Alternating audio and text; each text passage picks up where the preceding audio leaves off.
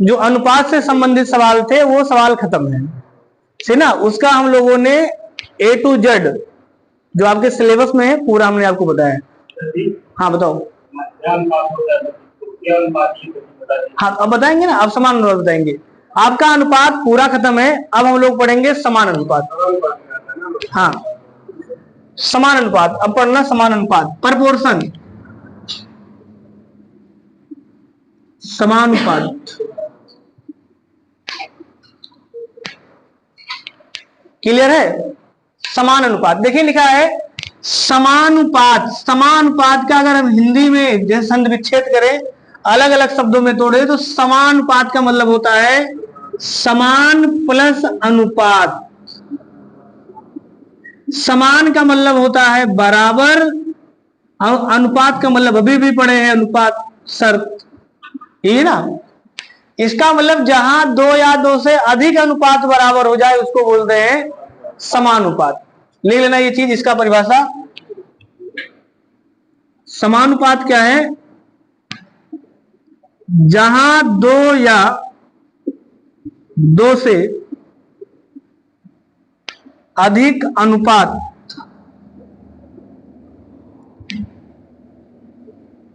आपस में बराबर हो उसे समानुपात कहते हैं।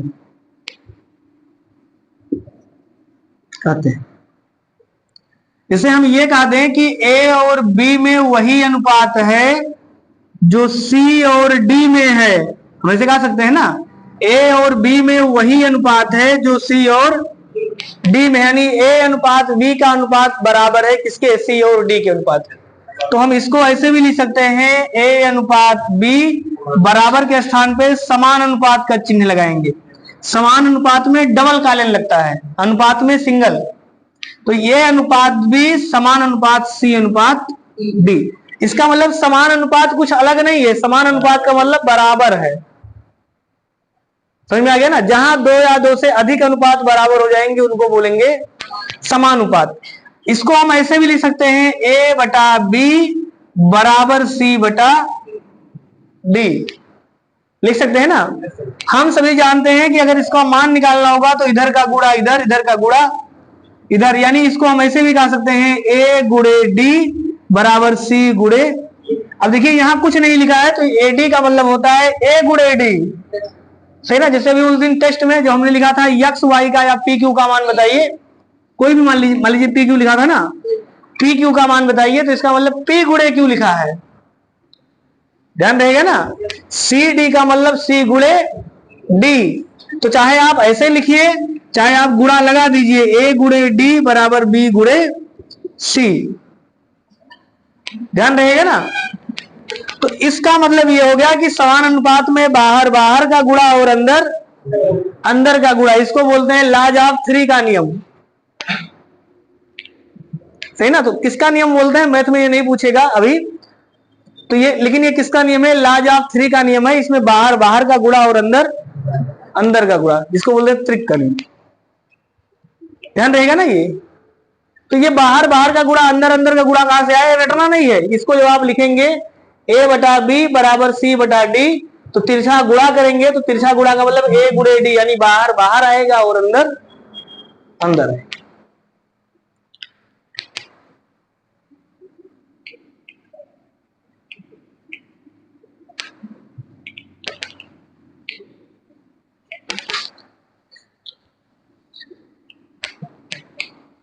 लिखिए, एक लिखिए आप सततता अनुपात,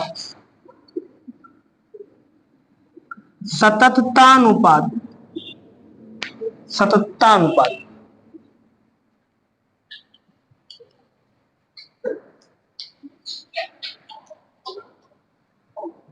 देखिए यदि ए तथा बी में वही अनुपात है जो C तथा D में है, तो ऐसे अनुपात को सततता अनुपात कहते हैं।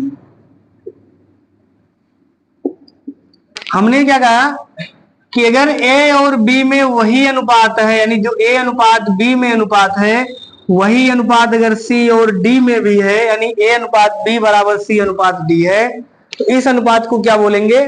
सततता अनुपात। समझ में आ गया ना? यानी ए रेशियो बी समान अनुपात सी रेशियो डी लिखा है। इसका मतलब सततता अनुपात में कितने मान होंगे? 4। ए बी सी डी, ये तो होगा ना, ए बी सी डी। बाहर वाले को बोलते हैं बाह्य पद, बाह्य पद,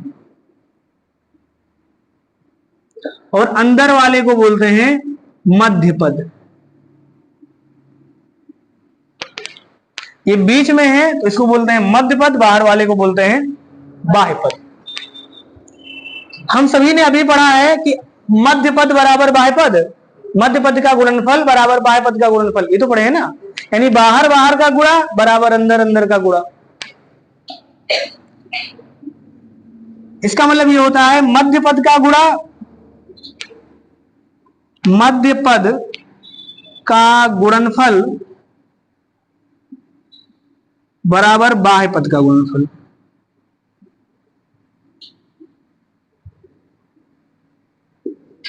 गुणनफल यानी ए गुणे डी बराबर बी गुणे सी। यहां से अच्छा, इन चारों में अगर कोई 3 मान दिया हो, एक मान आपसे पूछ ले, ज्ञात कर सकते हैं ना सब? इन चारों में से हम ए का, बी का, सी का, डी का में से कोई 3 मान दे दें और आपसे कहें एक मान बताइए जो नहीं ज्ञात है, बता लेंगे ना?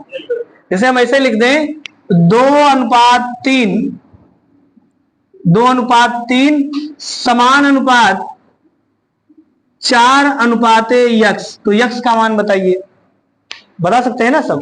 तो आप कहेंगे सर बाहर बाहर का गुणा और अंदर, ये तो कहेंगे ना? तो x का गुणा 2 में करेंगे तो ये आ जाएगा 2x, और 4 का गुणा 3 में करेंगे 4 तिहाई 12, x 2 से इसको काट देंगे आ जाएगा, तो x बराबर कितना आ गया? 6। अब अगर आप x बराबर 6 रख दीजिए यहां, तो इधर देखिए x बराबर जैसे ही 6 रखेंगे तो ये कट जाएगा, 2 दूनी 4, 2 तिहाई, तो जो अनुपात इधर वही अनुपात इधर, x बराबर कितना आ जाएगा? 6। कोई भी मान, इस चारों में से कोई भी एक मान गायब कर दे तो ज्ञात कर लेंगे ना? 3 दिया होगा, एक ज्ञात कर लेंगे। अब बता देखिए, अब इस समीकरण में जो ये d लिखा है, d अंतिम में लिखा है ना, ये पहला पद, दूसरा पद, अगर संस्कृत में बोलते हैं तो प्रथम पद, द्वितीय पद, तृतीय पद, चतुर्थ पद, तो इसी चतुर्थ पद को बोलते हैं चतुर्थानुपात। इसका मतलब इस टाइप के समीकरण में चौथा मान अगर ज्ञात करना है उसी को बोलेंगे चतुर्थानुपात। नहीं, तृतीय, सी वाले को बोलेंगे तृतीयानुपात, नहीं बोलेंगे, सही ना? चतुर्थानुपात क्लियर हो गया ना? जहां 4 पद होंगे उस चौथे पद वाले को बोलेंगे चतुर्थानुपात, ध्यान रहेगा ना? सी वाले को तृतीयानुपात नहीं बोलेंगे। तृतीयानुपात अभी फिर से बताएंगे, वो अलग है उसका कहानी। हाँ अभी बताएंगे, कुछ छोड़ेंगे नहीं, आपको पूछने का मौका नहीं मिलेगा, सही ना? जब हम कह देंगे कि आपका समान अनुपात खत्म, उसके बाद फिर आप पूछिए कि कौन सा टॉपिक छूटा, छूटेगा नहीं कुछ। यहां तक क्लियर है ना? तो देखिए ध्यान देना, कंफ्यूजन नहीं है। जहां 4 पद होंगे उस चौथे पद में जो अंतिम वाला पद है उसको चतुर्थानुपात कहेंगे। तृतीय वाले पद को तृतीय अनुपात नहीं कहेंगे जब 4 पद होगा, ठीक? तो वो लिख लेना, इसमें आगे आप लिख लेना, यहां डी को यहां लिख लीजिए नोट करके, डी को ए बी तथा सी का चतुर्थानुपात कहते हैं। चतुर्थानुपात कहते हैं।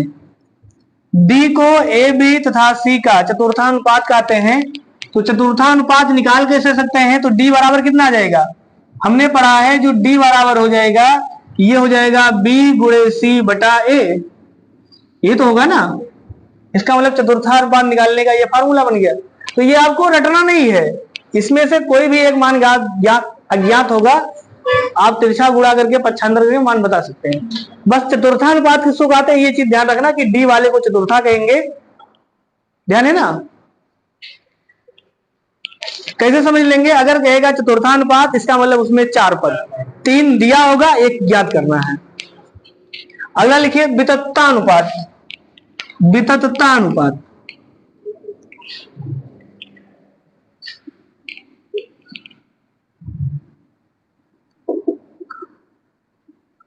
वितत्तानुपात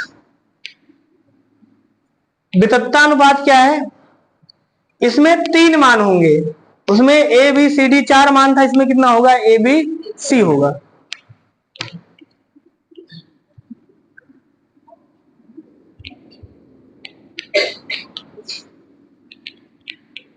यदि ए तथा बी में वही अनुपात है, बी में वही अनुपात है जो बी तथा सी में है, तो ऐसे अनुपात को वितत्तानुपात कहते हैं। यानी इसमें सिर्फ ए बी और सी होगा। यानी हमने कहा ए अनुपात बी में वही अनुपात होगा जो बी और सी में होगा। इसमें कितने मान है? 3। लिखा भल से 4 है, लेकिन बी भी 2 बार लिखा है। समझ में आ गया ना? अब इसको क्या बोलते हैं? इसको बोलते हैं, बी वाले को हम लोग बोलते हैं मध्य में है ये, और दोनों मान बराबर है, तो बी वाले को बोलेंगे मध्यानुपात और सी वाले को बोलेंगे तृतीयानुपात। समझ में आ गया ना? इसका मतलब ये है, लिख लेना आप, जहां बी को ए तथा सी का मध्यानुपात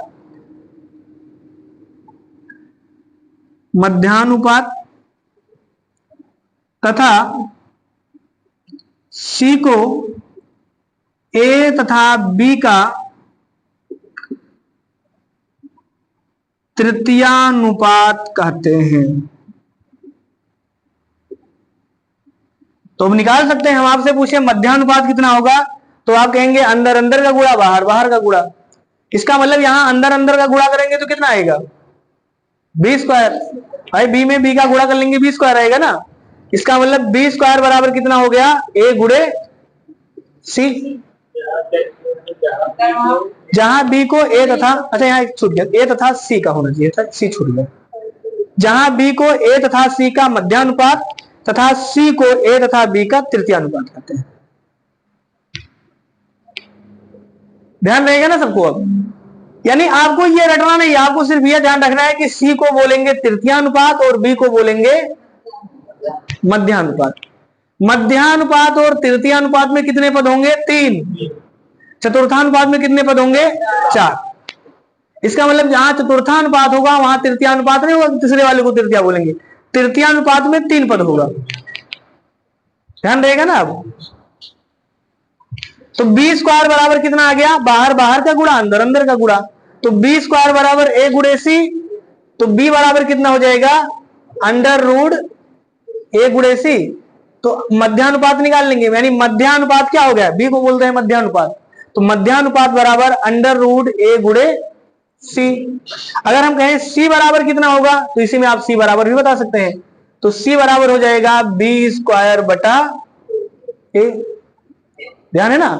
तो ये मध्यानुपात का फार्मूला है, ये तृतीयानुपात का फार्मूला है। क्लियर हो गया ना पूरा टॉपिक?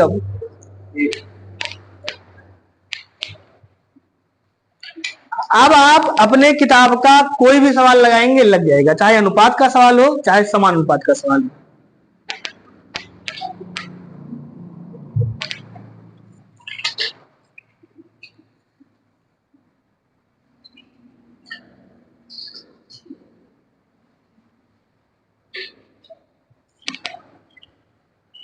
बताइए, यहां तक किसी को दिक्कत है? समझ में आ रहा है ना सबको?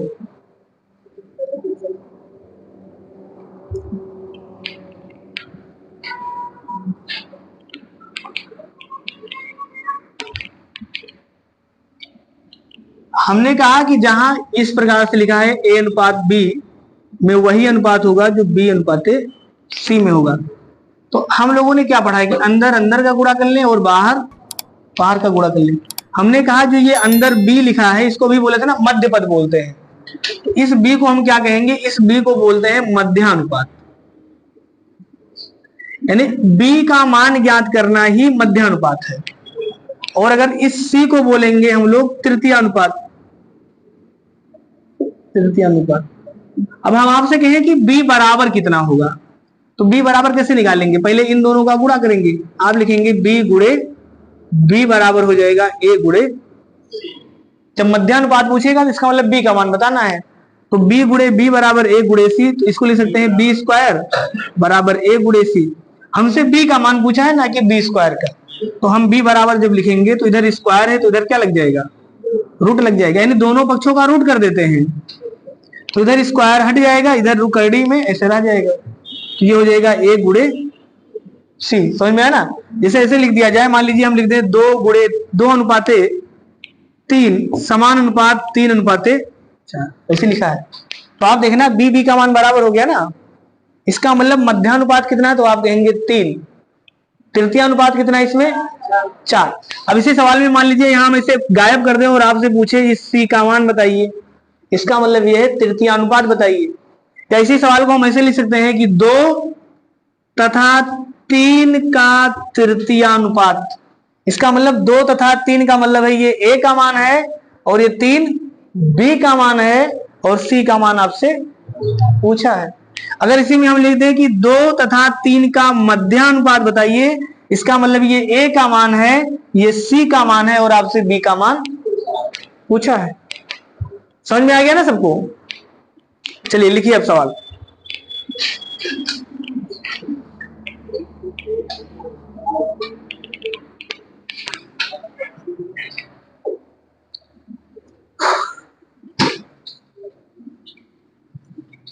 देखिए क्वेश्चन, यदि A अनुपाते 3 समान अनुपात 2 अनुपात 5 है तो A का मान होगा।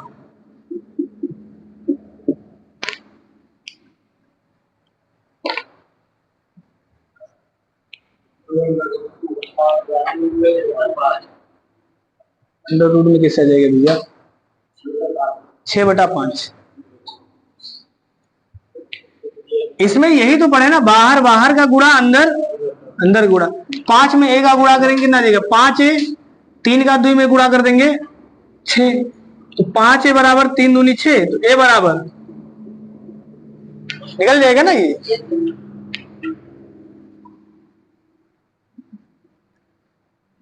पता है जिसको दिक्कत है,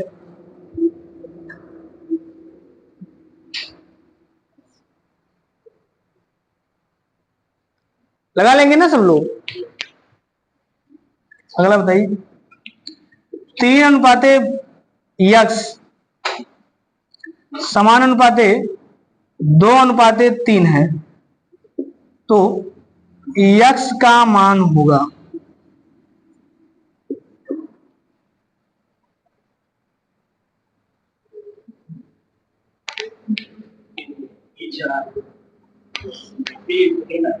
तीन अंदर अंदर का गुणा तो 2 का x में गुणा करेंगे 2x, बाहर बाहर का गुणा 3 का 3 में गुणा करेंगे 9, तो x बराबर कितना आ जाएगा, 9/2 बराबर 4.5। 3 कैसे आ रहा था भैया बताइए। छोटा सा सवाल है, बाहर बाहर का गुणा, खाली समीकरण का मान निकालना है। इसको आप ऐसे भी लिख सकते हैं, देखिए इसको हम ऐसे भी लिख सकते हैं ना, 3/x बराबर 2 तो x का मान नहीं बता पाएंगे भैया आप लोग, बता लेंगे ना सब। चलिए वो तो गलती की बात अलग है, पता लग सकते हैं ना सब लोग आप लोगों का।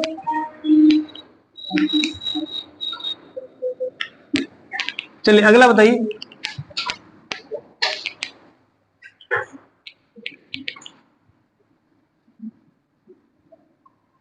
2 अनुपाते 5 समानुपाते 3:x, तो x का मान होगा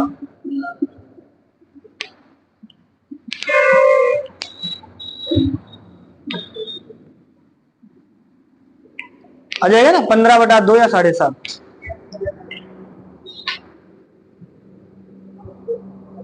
किसका नहीं आ रहा, जिसका नहीं आ रहा बताए।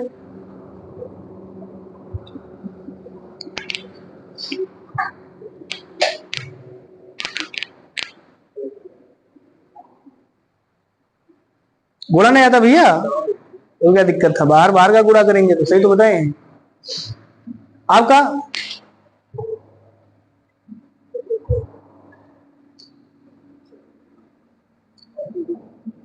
अंदर अंदर का गुणा करेंगे कितना आएगा, 5 में 3 का गुणा करेंगे 15 लिखे तो कहीं तो लिखिए, हाँ 15 बनाइए। x का मान बताना है, लग जाएगा ना सबका। 2x बराबर 15, तो x बराबर 2 किलो का दाम 15 रुपया, तो 1 किलो का दाम 7.5 आएगा x बराबर। इसी दूसरे से भाग कर देंगे, इधर गुणा में है तो दूसरे साइड में, अरे वहां लिख देंगे तो गलत हो जाएगा। अगली लाइन में लिखिए x बराबर लिखिए 15/2, यही वाला 15 नीचे चला गया, इसको आप काट देंगे। देखिए बाहर बाहर का गुणा करेंगे तो 2 का गुणा x में करेंगे 2x, और 5 का गुणा 3 में करेंगे 15। इतना तो क्लियर है ना सबका। इसमें भी अगर दिक्कत है तो फिर वास्तव में दिक्कत है, फिर आपको बहुत पढ़ना पड़ेगा। अब 2x बराबर 15 हमने कहा कि जहां संख्या लगातार लिखा होता है इसका मतलब होता है 2 गुणे x बराबर 15। x बराबर कितना होगा, यहां गुणा में है तो दूसरे साइड आने से चिन्ह बदल जाएगा, भाग में हो जाएगा 15/2, तो 15/2 लिखिए, इसी को 7.5 का दीजिए। क्लियर है ना।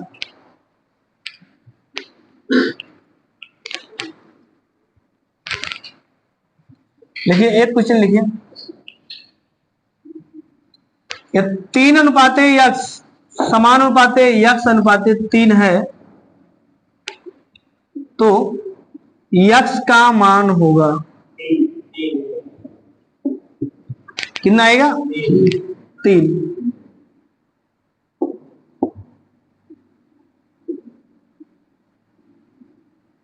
लगा लेंगे ना सब।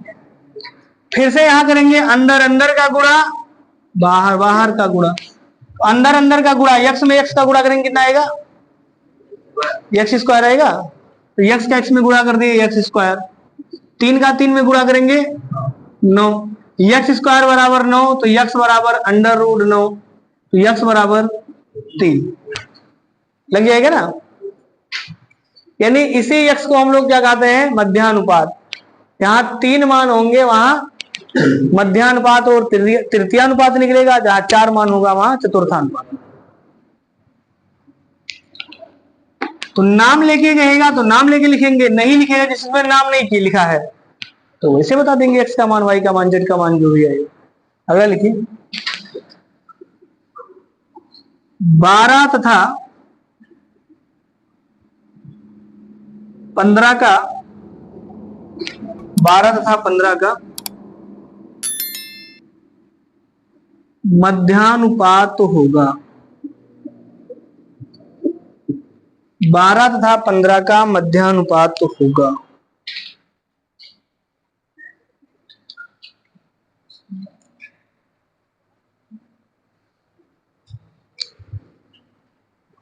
मध्यानुपात में हमने क्या बताया है, एक a का मान है, एक b का मान है, और एक एक a का मान है, एक b का मान है, एक c का मान। मध्यानुपात और तृतीयानुपात के लिए कितने पद, 3। मध्यानुपात पूछा है, इसका मतलब b का मान पूछा है। a का मान कितना है और c का मान कितना है। हमने फार्मूला लिखा था मध्यानुपात b बराबर √a गुणे c, ये तो बताया है ना, बता देंगे। √a का मान है 12 और c का मान है 15। इसको सॉल्व कर लेंगे, 12 का मतलब होता है 4/3 12, और 15 का मतलब होता है 5/3 15। 3 3 बाहर निकल जाएगा जोड़ा बन के, तो 5 चौक 20। और 20 का मतलब होता है कितना, 4 अच्छा 2 भी बाहर निकल जाएगा ना यहाँ से, तो 3 दूनी 6 बाहर निकल जाएगा, अंदर कितना बचेगा 5। अरे इसको हम ऐसे भी लिख सकते हैं ना, इस 4 का मतलब होता है 2 गुणे 2, तो एक 2 बाहर आ जाएगा और एक 3 बाहर आ जाएगा, 5 नहीं आएगा, तो 3 दूनी 6 रूट। बता देंगे ना सभी लोग। अब अगला बताइए।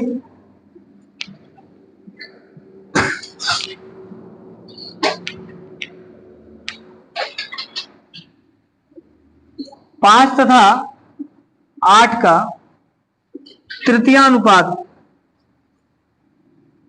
तृतीयानुपात, 5 तथा 8 का तृतीयानुपात।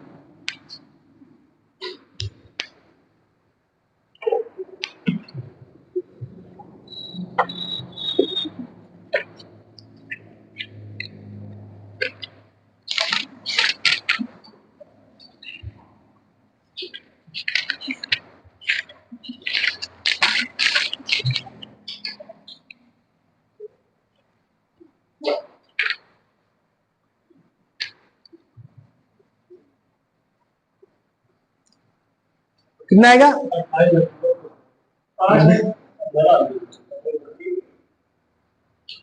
कितना आएगा तृतीयानुपात।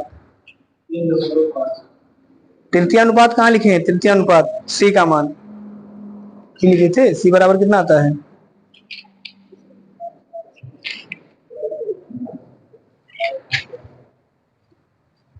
तृतीयानुपात अभी इस सत्तानुपात में बताए होंगे ना, तो डी का मान हो गया, यहाँ आगे लिखे सी का मान, सी बराबर कितना लिखे, b² a। देखिए थोड़ा ध्यान रखिए ना, तृतीयानुपात, हाँ भिन्न में बता सकते हैं, कोई दिक्कत नहीं। 64/5। देखिए तृतीयानुपात पूछा है, समझिए तृतीयानुपात में हमने क्या कहा था कि एक होगा a अनुपाते b, दूसरा होगा b अनुपाते, ये तो बोले है ना। तो इसका मतलब देखिए c का तो मान पूछा है, दिया किसका मान है, a और b का, इसका मतलब ये लिख सकते हैं 5:8 समान अनुपाते 8 c या x, कुछ भी लिख दीजिए। बाहर का गुणा अंदर का गुणा, तो c का गुणा 5 में करेंगे 5c, और 8 का गुणा 8 में करेंगे 64, तो c बराबर कितना आ जाएगा 64/5। बस ये सही है।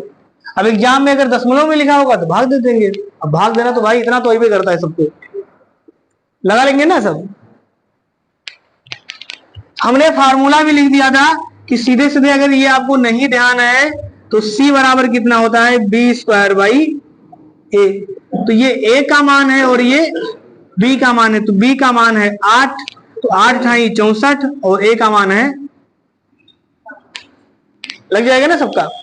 अगर इसी सवाल में हम आपसे ये पूछ लें कि इसी सवाल का मध्यानुपात कितना होगा, मतलब इसको मिटाते काटे मध्यानुपात बताइए, तो मध्यानुपात का मतलब ये हो जाएगा a का मान और ये हो जाएगा c का मान। तो आप कहेंगे सर b बराबर होता है √AC, √8×5 40, बता देंगे। 40 को सॉल्व कर लेंगे, 40 का मतलब होता है 10 चौक 40, और 4 में 2 बाहर आ जाएगा, इसका मतलब 2√10। समझ में आ गया ना, किसी को दिक्कत है यहां तक।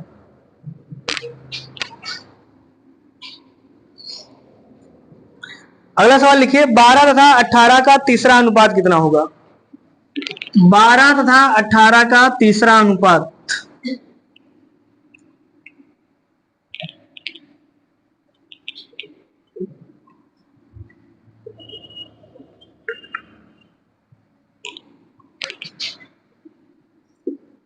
बारह तथा 18 का तीसरा अनुपात,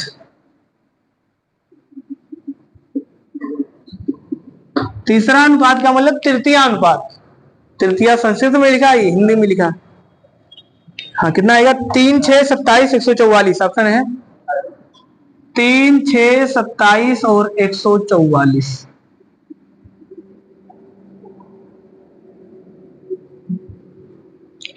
तृतीय अनुपात, 12 तथा 18 का तीसरा अनुपात। तीसरा अनुपात को क्या कहते हैं? सी। तो सी बराबर क्या होता है? बी स्क्वायर बाई ए। तो ये ए का मान है और ये आपका बी का मान है, तो बी का मतलब 18 का स्क्वायर और ए का मान है 12। तो 18 गुणे 18 बटा 12, इसको हम काट सकते हैं 6 से, तो 6 दूनी 12, 6 त्रिक और 3 2 से इसको काट दें तो ये आ जाएगा 9, तो 9 त्रिक 27।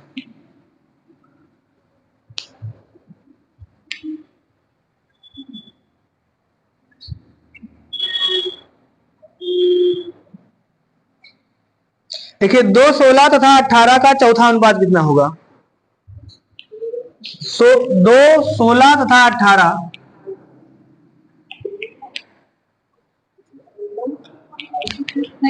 2 16 तथा 18 का चौथा अनुपात।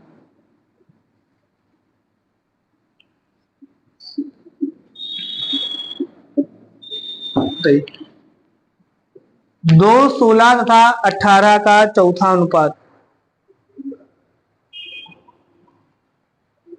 चौथा समानुपात कितना होगा? 28 30 20 24।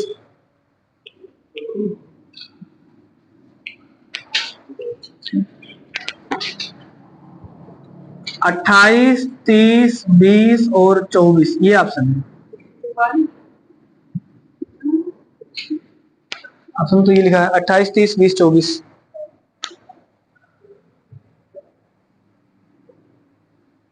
कितना आ रहा है? ये नहीं आ रहा है इसमें से? चलिए कोई दिक्कत नहीं, ऑप्शन मिसप्रिंट हो सकता है, जो आएगा वो बताएंगे, जो आया वो बता दीजिए। भाई हमें अपने सवाल के हिसाब से लगाना, इसके हिसाब से नहीं लगाना है ना। 124 आ रहा है तो 124 बताएंगे। हो सकता है यहाँ एक छूट गया हो, समझ में आ गया ना? गलती हो सकता है, मिसप्रिंट हो सकता है। चतुर्थानुपात का मतलब क्या था? चौथा पद। और चौथा पद कैसे लिखा था? ए अनुपात बी समान अनुपात सी अनुपात डी, ये तो था ना। ए का मान कितना लिखा है? ये ए का मान है, ये बी का मान है, ये सी का मान है। हमने स्टार्टिंग में जोड़ देके बताया चतुर्थानुपात में 4 पद, 3 दिया होगा, 1 गायब है। चलिए जो भी आएगा 144 आएगा। तो ए का मान कितना है? 2, बी का मान है 16 और सी का मान कितना है? 18 और डी का मान कितना है?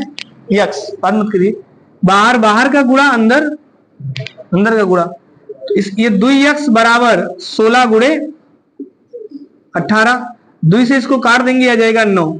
18 9 144, 144 सही है, जो आएगा वही सही है।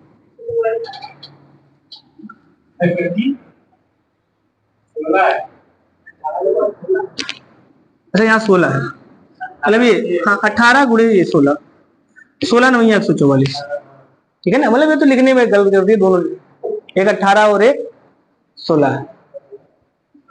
किसी को दिक्कत है यहाँ तक? अच्छा इस एक को अगर हम 2 बना दें तो ये 12 बना दे तो कितना आएगा? अगर ऐसे अनुपात होता 2 अनुपात 16, मतलब 12 अनुपात 16 अनुपात 18 अनुपात क्या जाएगा?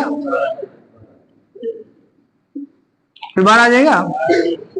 फिर 12x बराबर 16 अनुपात 18, 16 गुणे 18, तो x बराबर कितना हो जाएगा? 16 गुणे 18 बटा 12।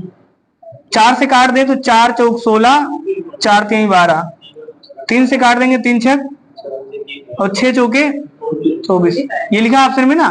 तो जानते कहाँ गलती है इसमें? जहां 1 होना चाहिए, जहां 2 लिखा है यहाँ 12 होना चाहिए, तो ऑप्शन मैच करेगा। तो आपको ऑप्शन के अनुसार थोड़ा लगाना है, सवाल के अनुसार लगाना है। सवाल का उत्तर कितना आएगा? 144। भाई इसी किसी ऑप्शन में आप बना देना 144, वो मिसप्रिंट है तो क्या कर सकते हैं हम,